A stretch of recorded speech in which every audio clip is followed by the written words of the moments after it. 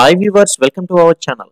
నందమూరి కళ్యాణ్ రామ్ హీరోగా రూపొందిన latest movie devil the British secret agent అనేది ఈ సినిమా ట్యాగ్ లైన్.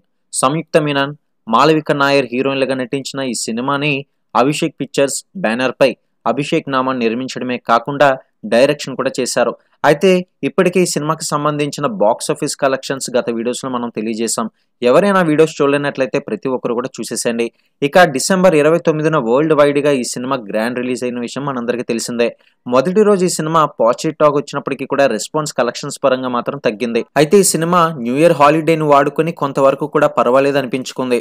ఇక తర్వాత మళ్ళీ డౌన్ అయిందని చెప్పుకోవాలి. ఒకసారి 8వ రోజు బాక్స్ ఆఫీస్ వద్ద ఎంత కలెక్ట్ చేసింది సినిమా అనేది ఒక లుక్ వేద్దాం. అయితే 8వ రోజు వరల్డ్ వైడ్ గా టోటల్ గా చూసుకున్నట్లయితే గనుక 1.50 కోట్ల షేర్ అయితే రాబట్టింది. ఇక డెవిల్ చిత్రానికి 20.4 కోట్ల థియేట్రికల్ బిజినెస్ అయితే జరిగింది. బ్రేక్ ఈవెన్ కి ఇంకా 20.7 కోట్ల వరకు కూడా షేర్ కలెక్ట్ చేయాలి. అయితే ఈ విషయాన్ని చాలా కష్టంగానే భావిస్తున్నారు చిత్ర బృందం. అయితే 8 రోజుల్లో ఈ సినిమా 17.1 కోట్ల రూపాయలను మాత్రమే రాబట్టింది. మరి చూద్దాం కొంతవరకైనా సరే ఈ సినిమా మంచి కలెక్షన్స్ రాబడుతుందా లేదా అనేది. మరిన్ని బాక్స్ ఆఫీస్ వద్ద వచ్చే ప్రతి ఒక్క కలెక్షన్స్ కోసం ఛానల్ని సబ్స్క్రైబ్ చేసుకోండి.